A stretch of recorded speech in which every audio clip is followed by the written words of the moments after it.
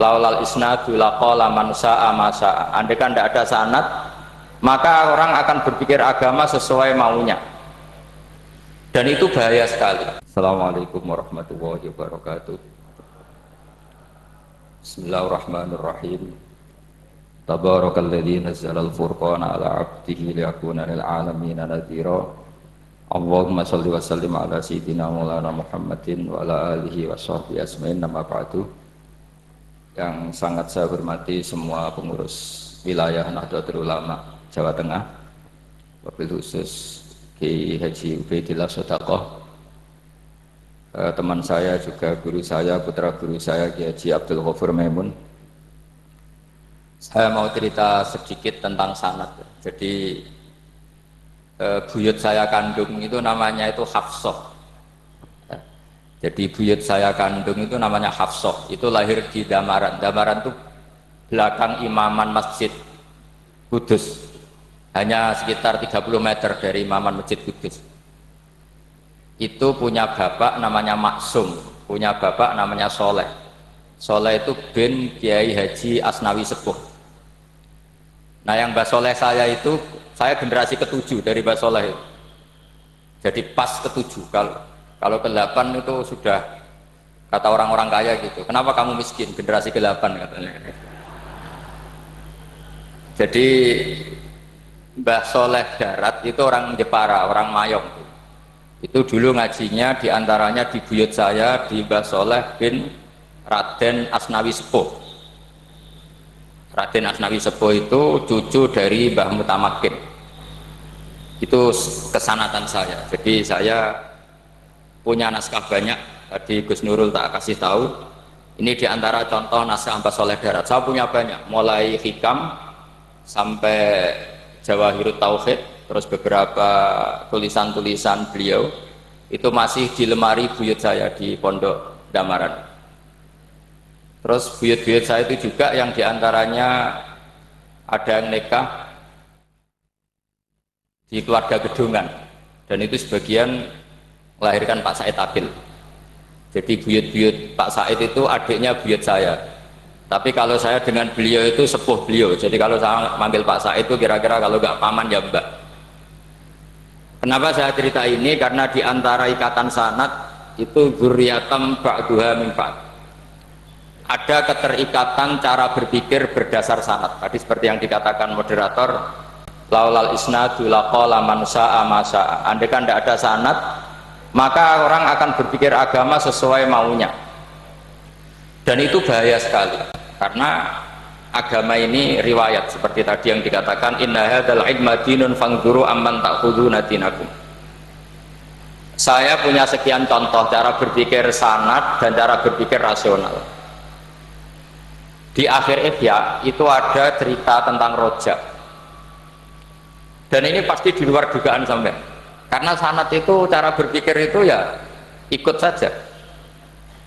Yaitu ada dua orang ahli neraka dipanggil Allah. Dipanggil Allah dalam keadaan di borgol. Ditanya sama Allah, enak di neraka? Jawabannya pemuda itu ya, wah Gusti ya, di neraka kok enak? Ya jelas gak enak. Ya sudah, kamu kembali lagi ke neraka. Dugaan kita kan pasti anak ini gak mau. Ternyata enggak, dia lari sekenceng-kencengnya menuju neraka. Semangatnya Masya Allah. Makanya ini sekaligus ijazah, kalau disuruh masuk neraka yang apa? Semangat. Oh itu Tuhan akhirnya tanya, loh kamu tak suruh ke neraka kok semangat? Gusti saya ini sudah kapok. Ketika di dunia kalau jenengan nyuruh sholat saya lelet, jenengan menyuruh kebaikan saya lelet. Sebagai bentuk kapok saya, dengan menyuruh saya ke neraka saya semangat, supaya saya nurut. Barokahnya semangat menuju neraka, ya sudah di surga saja. Ya, makanya ini nanti kalau kamu disuruh masuk neraka yang apa? Semangat. Karena kita di dunia itu ada di akhir Ihya. Artinya itu kan di luar dugaan kita. Cara berpikir seperti itu di luar dugaan kita. Akhirnya dia jadi ahli jannah. Cerita kedua ya masih di bab yang sama. Yang satu disuruh enak di neraka, ya enggak Gusti, sudah kembali lagi ke neraka. Si orang ini tolak. Terus ditanya sama Allah, kenapa tolak? Ya Allah, ketika engkau memanggil kami ke surga, saya tidak pernah ngira kalau akan engkau kembalikan lagi ke neraka. Ya sudah, kamu di surga saya karena husnudzon sama saya. Ini berarti ada dua sanad. Lucunya sama-sama benar, yang semangat ya benar, yang lelet juga benar. Maka kamu punya dua pilihan.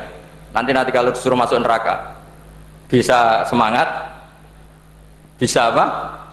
Lelet. Dan semuanya nanti di surga. Artinya begini, sanad itu apa ya? Enggak yang kita duga. Makanya saya mohon siapapun yang mencintai agama ini harus banyak baca. Jangan nuruti emosi, kemudian emosi itu di atas namakan agama. Di Sahih Muslim itu ada cerita, ini termasuk hadis pegangan kan Sahih Bukhari Muslim.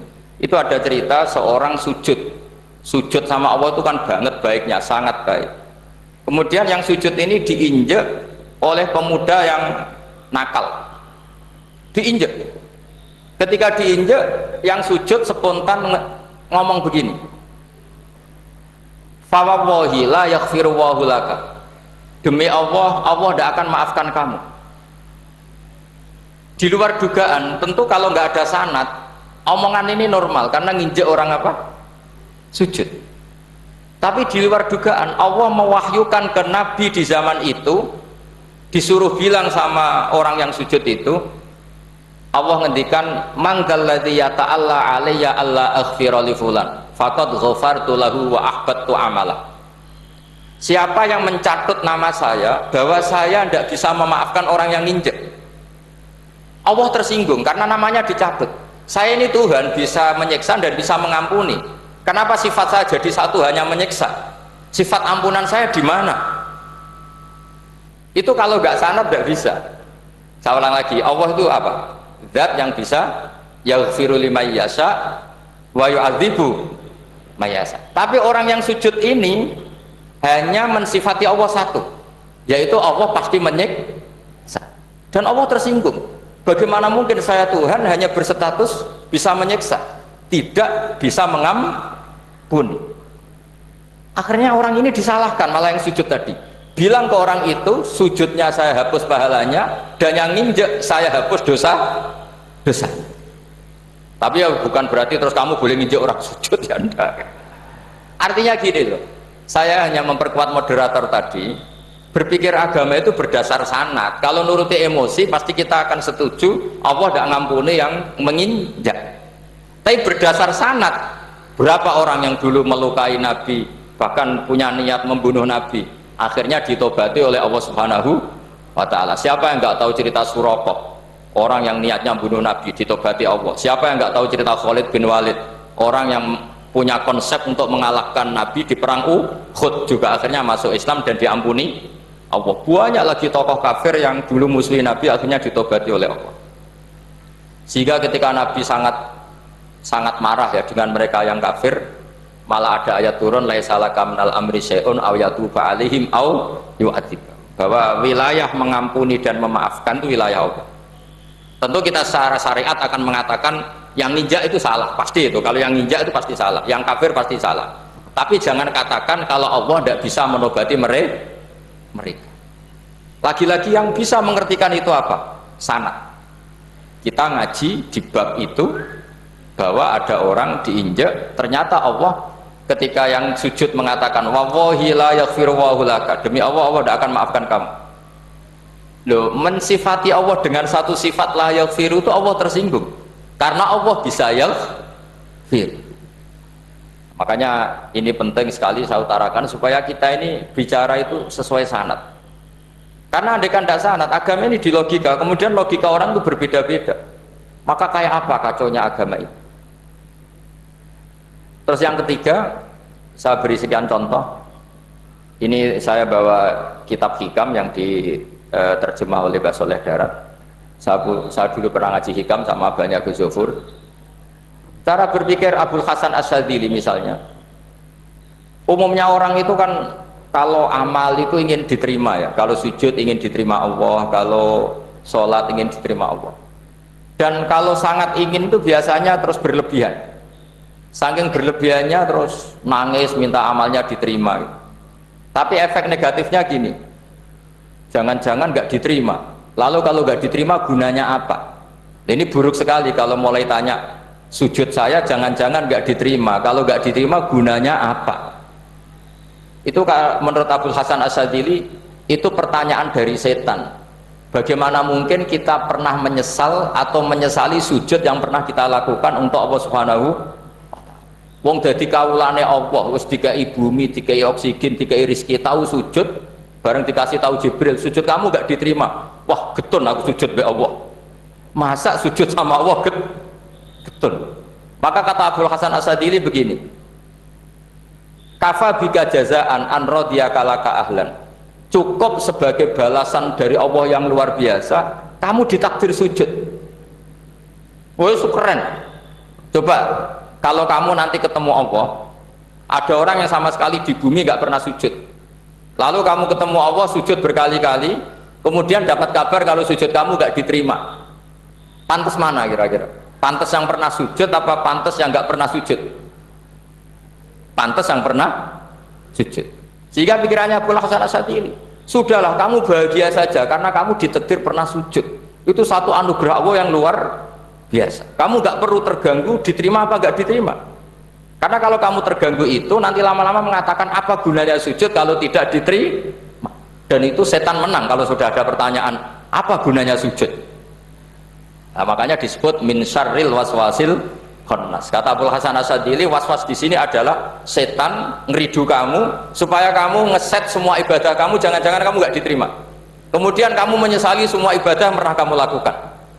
Betapa buruknya kita, wong ngamal apik kok disesat. Makanya saya ini sebagai kiai itu termasuk kiai yang paling sukses saya. Betul, karena perasaan saya itu sudah sukses dulu sebelum nyata sukses apa enggak ada penting. Saya sering motivasi santri yang ngapalkan Quran 10 tahun enggak hafal-hafal, nanti kalau ketemu Allah tetap keren. Pernah hafalkan kitab saya? Pernah Gusti. Hafal? Tidak. Tapi kan keren pernah menghafalkan. Daripada sampai ditanya pernah ngapalkan Quran? Tidak. Kok hafal lagu dangdut? Nah, itu posing sama jawabnya. Tapi kalau santri saya pernah ngapalkan? Pernah Gusti. Di mana di Gus? Apal? Enggak. Pede saja? Enggak. Tapi saya mencintai kitab engkau dan bukti cinta saya tak hafalkan. Cuma nasib tidak memihak saya Gusti, kan masih lumayan itu. Daripada ditanya pernah ngapalkan Quran? Tidak Gusti. Jebule apal lagu dangdut, yang ibu-ibu apal harga cabai naik turunnya harga berambak. Ini harga sembako hafal, tapi kalau Quran tidak hafal. Nah, pikiran-pikiran kayak Abul Hasan Asyadzili itu harus kita kembangkan. Makanya saya suka sekali ketika Mbah Mun yang sekarang diteruskan Gus Wafi meresmikan Thariqah Syadziliyah. Ya cerminannya kitab Hikam itu yang diterjemah Mbah Soleh Darat, karena Hikam adalah murid Abul Abbas Al-Mursi, beliau adalah murid Abul Hasan Asyadzili. Jadi gampangannya kalau sampai ingin tahu cara berpikir Abul Hasan Asyadzili itu ngaji Hikam, karena Hikam itu cucu muridnya Abul Hasan Asyadzili, dan itu cara berpikir gampang sekali. Misalnya hubungan dengan Allah, ilahi kullama akhrosani lu'mi antokoni karomuka. Ya Allah, ketika saya terbungkam oleh kesalahan-kesalahan saya, sampai saya ini merasa tidak pantas minta, tidak pantas memohon sama engkau karena dosa saya banyak. Tapi kata beliau antokoni karomuka, tapi saya berani melafadzkan doa itu berdasar rahmat kamu tidak terbatas.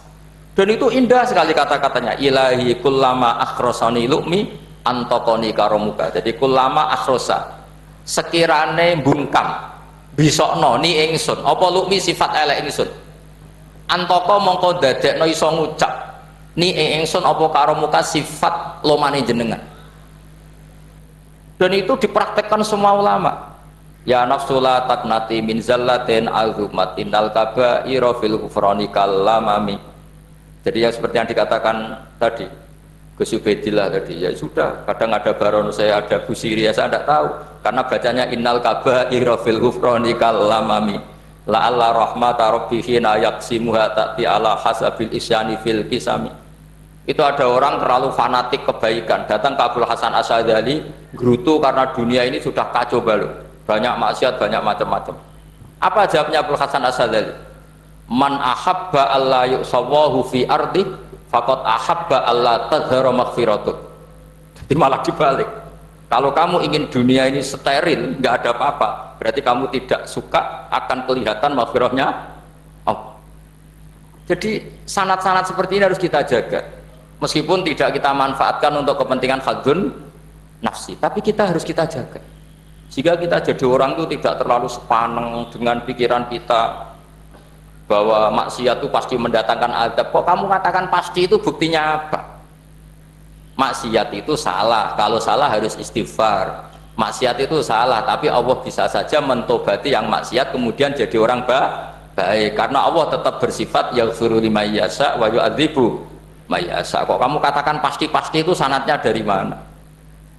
Jadi ini pentingnya sanad ya. Jadi kita harus terus menjaga sanad ini supaya cara berpikir agama sesuai garis yang pernah ditulis oleh para ulama, yang semua itu musalsal ila Rasulillah Shallallahu Alaihi Wasallam. Terus ini mumpung ini di depan Gus Zofur, juga ini pernah tak baca di depan putra-putra beliau, di depan anak-anak.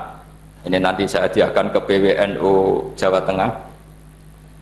Saya nulis kitab ini sebagai bentuk saya bahwa apa yang dilakukan Syekhina Kiai Haji Maimun Zubair semuanya itu berdasar khazanah-khazanah yang ada dalam kitab-kitab Al-Kutubil Mu'tamadah. Di antaranya ini kitab Khilyatul Aulia. Kitab Khilyatul Aulia itu kitab kesayangan Imam Ghazali. Sampean kalau baca Ihya juz 4 itu beliau memberi saran ke kita, wa alaika bimudawamati mutolaati kitabi Khilyatil Aulia wa tabaqatil asfiya.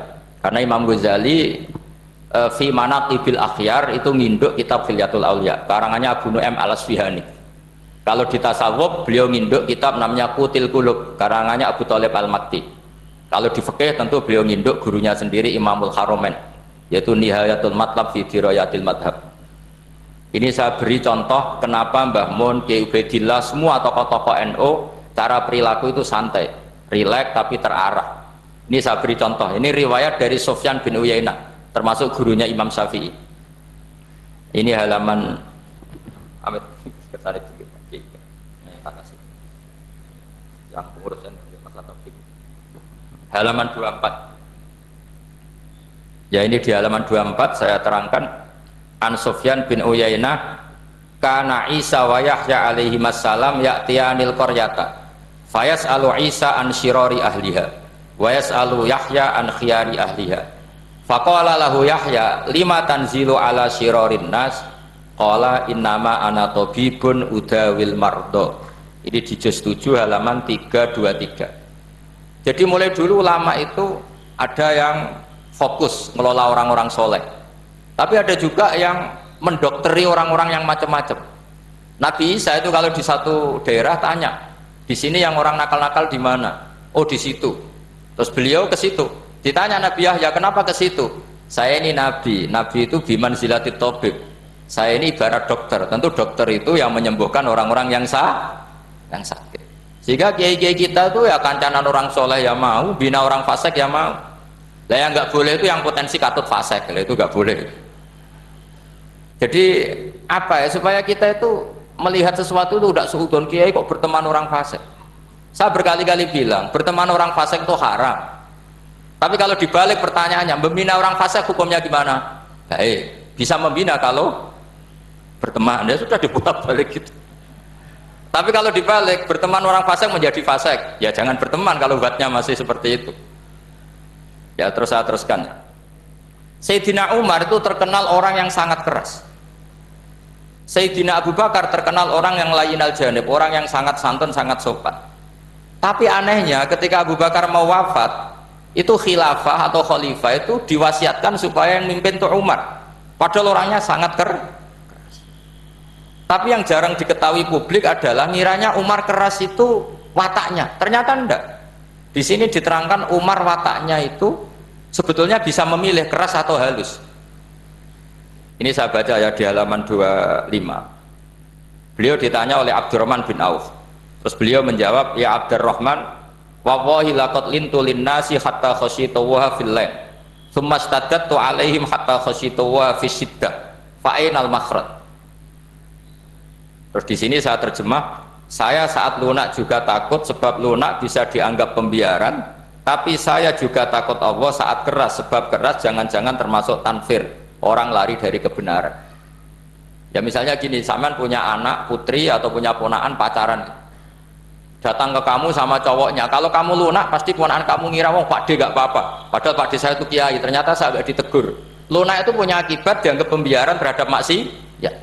Tapi kalau kamu keras, oh nak nenggonku tak wantemi watu, kan nggak pernah ke kamu, bagaimana bina wong sowan saja gak berani. Artinya efeknya sama, terlalu lunak ya punya efek tidak bisa bina, terlalu keras juga punya efek tidak bisa bina. Maka kata Sayyidina Umar, fawallahi laqad lintu linnas hatta khasyitu wa fillah. Artinya saat bersikap lunak saya takut Allah, karena lunak bisa dianggap pembiaran terhadap maksiat. Summastatatu alaihim hatta khasyitu wa fisiddah. Ketika keras saya juga takut, karena kalau terlalu keras bisa tanfir, bisa orang lari dari kiai, dari orang so. Makanya dalam guyonan-guyonan ulama itu ada preman jagongan di orang-orang fasik. Ditanya, kenapa kamu jagongan sama orang fasik? Kenapa tidak jagongan sama orang soleh? Habis orang solehnya marah-marah terus, lah ini ramah. Makanya saya milih yang ramah saja. Gitu. Itu meskipun guyonan, tapi pelajaran bagi kita. Karena ya memang Quran seperti itu, walau kunta faddan ghalidhal qalbi lan faddu min haulik fa bima rahmatin minallahi linta lahu, terusnya itu. Jadi apa ya? Nah ini kalau nggak ada sanad nggak bisa, nggak ada sanad nggak bisa, pasti kita berpikir sesuai keinginan kita. Maka ada ancaman yang keras, man fassaral Qur'ana bi ra'yihi falyatabawwa maq'adahu minan. Jadi saya mohon sanad-sanad seperti ini kayak yang dikatakan Umar tadi. Wallahi laqad lintu linnas hatta khasyitu wa fillah sumastadatu alaihim hatta khasyitu wa fis syiddah. Jadi kita akui bahwa dalam lunak juga ada sekian problem, dalam keras juga ada sekian problem. Terus kita bikin satu metode, satu manhaj yang kira-kira ya sa'iqal lisyaribin, atau yang lebih dikenal dengan Islam wasatiyah. Ada tawazun, ada tasamu, ada macam-macam. Ya, saya kira demikian. Assalamualaikum warahmatullahi wabarakatuh.